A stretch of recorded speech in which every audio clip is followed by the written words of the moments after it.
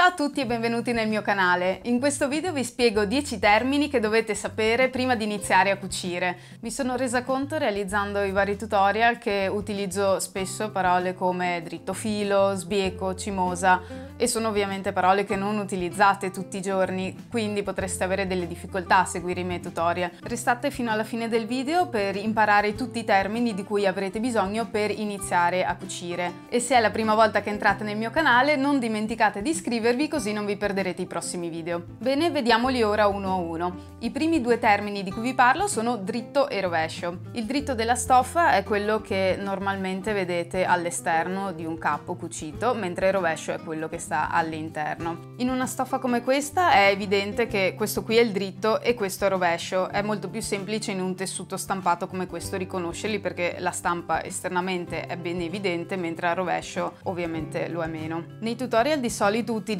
i termini dritto e rovescio per spiegarvi come fare delle cuciture, quindi come mettere la stoffa per fare una cucitura. Per esempio, normalmente dico di mettere la stoffa dritto su dritto. Cosa significa? Che prendo i due lati dritto e dritto del tessuto, li metto assieme e cucio dove devo cucire.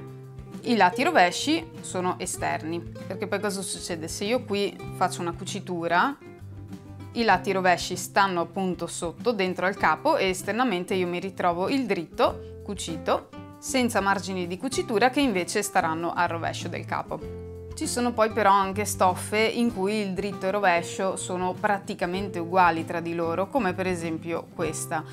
In questi casi ciò che dovete guardare per riconoscere qual è il dritto e qual è il rovescio è la cimosa del tessuto. Che cos'è la cimosa del tessuto? È praticamente la bordatura laterale che c'è in ogni pezza di tessuto. Ogni pezza ne ha due sui lati ed è praticamente caratterizzata da dei fili più resistenti che impediscono al tessuto di sfilacciarsi lungo i lati. Quindi come riconoscere qual è il dritto e qual è il rovescio? Praticamente lungo le cimose, durante le fasi di lavorazione del tessuto, vengono messi dei ganci dal rovescio al dritto del tessuto che servono per tenere tesi i rotoli per fare appunto tutte le fasi di finissaggio.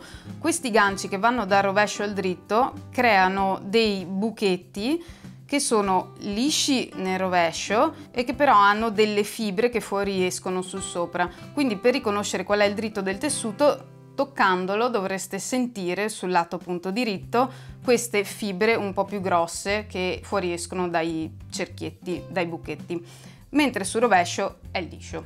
I prossimi termini fondamentali che caratterizzano qualsiasi tessuto sono ordito e trama. L'ordito sono tutti i fili che sono disposti parallelamente alla cimosa, che abbiamo appena visto cos'è, è il bordo del tessuto.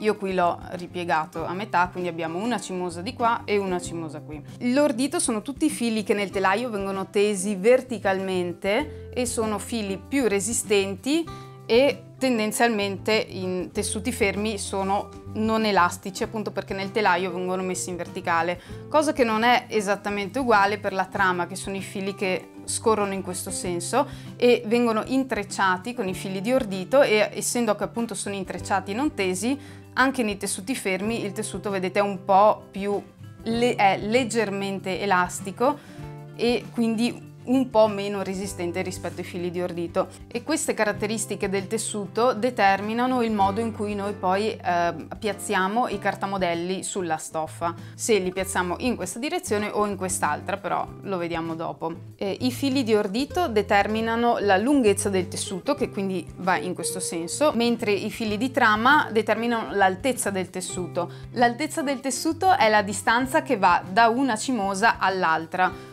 Normalmente è sui 140-150 cm, ma ci sono anche tessuti la cui altezza è più bassa, tipo 70-80. Quindi in questo caso l'altezza va da qui a qua giù. La prossima parola che andiamo a vedere è estremamente importante ed è il dritto filo. La giusta direzione del dritto filo è di estrema importanza perché determina come un capo veste e come cade sul corpo. Il dritto filo corrisponde ai fili di ordito della stoffa e questo significa che ogni volta che andiamo a piazzare un cartamodello sulla stoffa, la linea di dritto filo, che di solito è una freccia segnata al centro del cartamodello, deve sempre essere parallela alla cimosa della stoffa. Quindi se nel nostro cartamodello la freccia è segnata in questo verso, il cartamodello sarà piazzato così. Se invece la freccia è disegnata in questo modo, orizzontale, vuol dire che dobbiamo girare il cartamodello in modo che questa freccia sia sempre parallela alla cimosa.